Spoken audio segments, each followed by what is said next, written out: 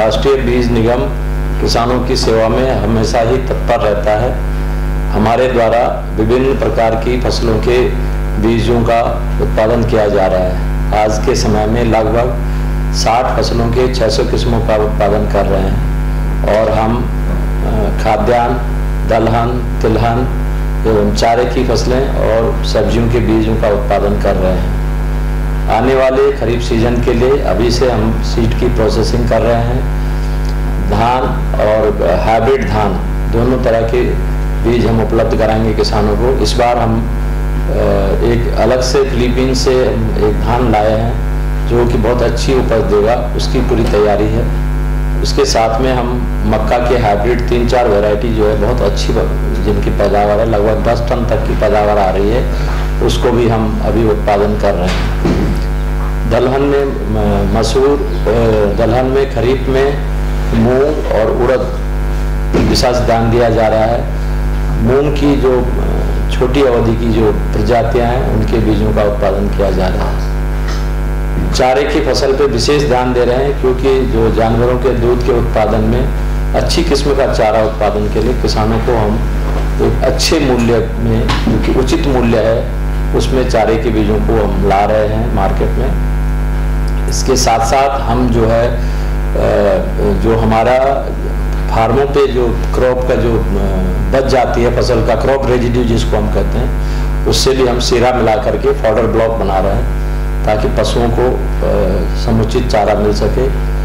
खासकर गर्मियों में जब चारे की कमी है उस समय हम चारे के बीजों पे विशेष ध्यान दे रहे हैं ताकि अधिक से अधिक हरा चारा भी किसानों को मिल पाए। इसके साथ साथ बीजों के ऊपर जो हम लोग कुछ कोटिंग कर रहे हैं, उसमें जैसे कि जो सूक्ष्म तत्व होते हैं उनको नैनो फॉर्म में हम अपने बीज के ऊपर कोटिंग करा रहे हैं। जैसे सल्फर की कोटिंग है, जिंक की कोटिंग है, आयरन की कोटिंग है, ये सब कोटिंग हम करवा रहे हैं ताकि जो है उनको जो जैसे ही बीज जमे उसको पोषक तत्व जो है सामने मिलते जाएं। इसके अलावा हम जो हमारे जैविक उर्वरक हैं उनकी भी कोटिंग इसके ऊपर कर रहे हैं, जैसे माइक्रोराइजा है, एजिडोबैक्टर है या फास्फोरस सोल्युलाइजिंग बैक्टीरिया हैं, इनकी भी कोटिंग हम अपने सीड के ऊपर कर रहे हैं। जो दलहनी फसल है उसमें विभिन्न प्रकार के राइजोबियम जो हैं उनकी कोटिंग हम अपने सीड पे कर रहे हैं। हम चाहते हैं कि जो बीज के साथ साथ जो है उर्वरक जितने भी हैं वो हमारे बीज के ऊपर ही लोड हो जाएं ताकि किसानों की जो मूलभूत जो कीमत है इन चीज़ों पे वो कम हो जाए। जो आज तक हम लोग विशेषकर जो पब्लिक सेक्टर की जितनी भी कंपनियां थी वो हाई वॉल्यूम लो वैल्यू वाली क्रॉप्स में अभी तक फोकस किया गया था, लेकिन एनएससी अब हाई वैल्यू लो वॉल्यूम वाली क्रॉप्स में भी जा रही है। और हमारे फार्म सोना के नाम पे हमने अपने जितने भी हमारे सब्जियों के बीज हैं वो मार्केट में ले आए हैं। हम जितने भी हाइब्रिड हैं, चाहे वो मक्का का हाइब्रिड है या धान का हाइब्रिड है, उसको भी मार्केट में ला रहे हैं। और हमारी ये इच्छा है कि हम कैसे किसानों को एक उचित मूल्य पे जो इस तरह के बीज हैं जिनकी की मार्केट में बहुत ही ज़्यादा कीमत है, उन सब में हम जब एनएससी जाएगी तो हमारे किसानों को हम उचित मूल्य पे जब वो बीज लाएंगे तो हमारे जितने भी प्राइवेट कंपनियां हैं उनको भी अपना दर नीचे करनी पड़ेगी और वो भी उस मूल्य पे किसानों को बीज उपलब्ध कराएंगे। तो हम अपने गुणवत्ता वाले बीजों के आधार पर जब इनको मार्केट में उतारेंगे तो जितने भी निजी क्षेत्र की कंपनियां हैं उनको भी अपने जो रेट हैं वो नीचे लाना पड़ेगा। और हमारी आशा है कि हम इस प्रकार के काम करके किसानों की जो इनपुट कॉस्ट है, जो आदान की जो कीमत है, उसको भी हम घटा पाएंगे। आज की तारीख में जितना भी आप देखें, जितना भी अपना ग्रीन मैन्योरिंग के लिए सीड था वो नहीं उपलब्ध हो पाता, नहीं हो रहा, चाहे वो ढैंचा है, चाहे वो कोई सनाम वगैरह जो भी है। हाँ। तो उसके लिए आपके क्या प्रयास है? जो इसमें सबसे बड़ी दिक्कत यह है कि ये बहुत बड़ा मार्केट फ्लक्चुएट होता है ढांचे का है, या इसका कारण ये है कि इसमें कुछ एक लोग हैं जो इसकी पैदावार करवाते हैं और उसकी सबसे बड़ी समस्या है कि उन लोगों की ये मोनोपोली टाइप की है।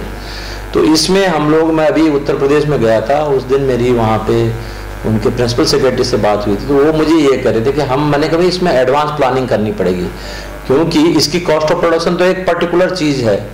अब आप ये लगाओ जैसे कि ढैंचे का जो किसानों को मूल्य मिलता है, मुझे लगता है कि 35 से 40 रुपए किलो के बीच मिलता है, पर कभी कभी ये 100 रुपए किलो बिकता है और कभी ये 60 रुपए पे आ जाता है ना। तो इसलिए इसका यदि हमको क्या है दिक्कत, इसमें क्या है कि यदि बीज बच जाए तो कुछ काम का नहीं है।